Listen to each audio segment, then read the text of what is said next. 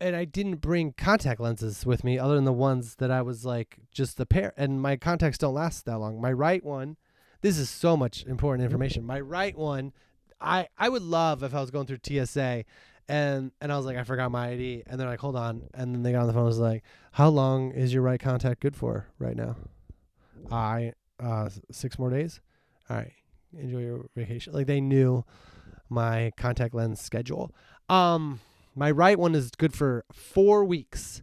4. 1, 2, 3, 4. 1, 2, 3, 4. 1, 2, 3, 4. 1, 2, 3, 4. 1, 2, 3, 4. 1, 2, 3. I'm doing a thing with my hand right now on the camera, so if you're listening, it's not as enjoyable. But I learned this at an assembly. An assembly? I don't know if that's what we called it, but in middle school, this like mime group came. Oh boy. A group of mimes. They didn't even talk about drugs at all. They were just there, which is nice. I would say that as a student.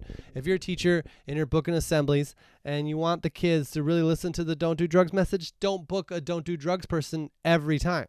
Because then they go in there, they're already like, oh, don't do drugs. Oh, yeah, don't do other bad stuff. Like, I get it. Okay, show me the video of the kids sitting on the train listening to Runaway Train. Even though we live in rural Indiana, like if you're going to be on a train in rural Indiana, you like hopped like a real, like what kid knows enough about the world to get on a train full of corn a real train. So anyways, I appreciated the fact that there was a talk, people giving a talk that wasn't about, or a presentation that wasn't about drugs, or AIDS was a big thing at the time, and like, you know, sex in middle school for sure, and how to not get AIDS and what AIDS was, and it was a big AIDS time, and it's really interesting because there are some kids, I think, that they're for sure probably kids that age that need to know that information, but like some of us are just like, I get Nintendo Power in the mail, you know, like,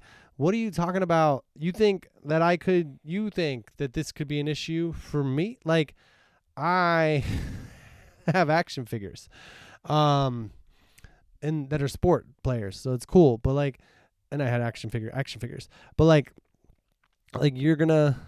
I wake up and watch Scooby Doo. I didn't really watch, but my friend did. I was more of a Saved by the Bell. But anyways, it was nice to have I don't know if they didn't call it an assembly. It was something else that wasn't just like don't do drugs. And it was like a mime group, and maybe one of the messages was like don't do drugs, but like most of it was just like doing cool mime stuff. And one of the things they did, they all lined up and they had their hands out and they moved their fingers like that, and it was like they looked at a ball going this way and they looked at the ball going this way, and I learned how to do that after that, because I think there was something that I really liked about seeing something that people did for a show, and I was like, I can learn that now, and I was just like, whoosh, whoosh, whoosh. I don't think I can't do it with it. Let me hold on. This is just for the video. I sincerely apologize to everyone who downloaded the audio with the meaning of, it's at 27, I mean, you can see the time code, 28 minutes, without ever considering watching the video. I can't afford to lose anybody. Anyway, it was nice to have a group that wasn't there about drugs and about mimes instead, and they could do this. And I don't know what I was talking about, but it is nice to get out of class regardless. So while I am sort of hating on the AIDS, not the AIDS, it's the Don't Get AIDS Assembly, which it was, I don't know, or the drugs, you know, don't do drugs, because AIDS was so prolific in my decade. I feel like we got out of school more to learn about it, because teachers are like, well, I know that we could keep them in school for this class period right here, but if we take them out, they might not get AIDS. So shout out to all the people who are, you know, have survived the illness. I can't dig this hole deep enough when it comes to mentioning a disease that has affected many lives and loved ones. There's no way I can come back from the amount of times I said it in a way. But in my defense, which pretty much this is all, I'm not one of those podcasters like, here's what I'm doing wrong, and I got nothing to say for it. No, in my defense, it was thrown in our face a lot. There was an AIDS board game, I'm pretty sure, about how not to get all the different ways to get in health class. We took it. Maybe it wasn't just AIDS. Maybe it was like all STDs. It's probably good to learn that stuff before you're at an age where you're even anybody would ever even consider being intimate with you. But it's also kind of weird because it's like I gotta remember this for later, I guess, because it's not important. I mean, it's good. It's like kind of like learning about someone else's life, I guess. Like, oh, that could be a problem. I could see how that could be a problem.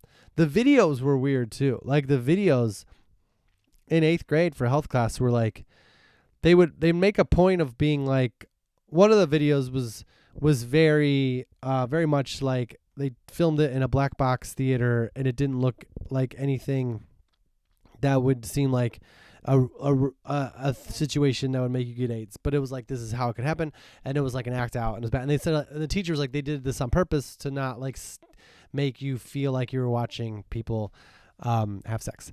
And but then there was one that was like, oh, it was kind of like a rated R movie, not like no nudity or anything.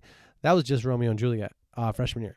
The old one, like our teacher sprinted from the back of the classroom because she forgot about that part, which like as a freshman in high school, like I'm very aware at that age if there's nudity on the screen. And if I knew there was, I'd be very aware of the time. So just the fact that like a lady forgot and then sprinted up to I feel like it was very, all the aspects of that situation were fun to be a part of.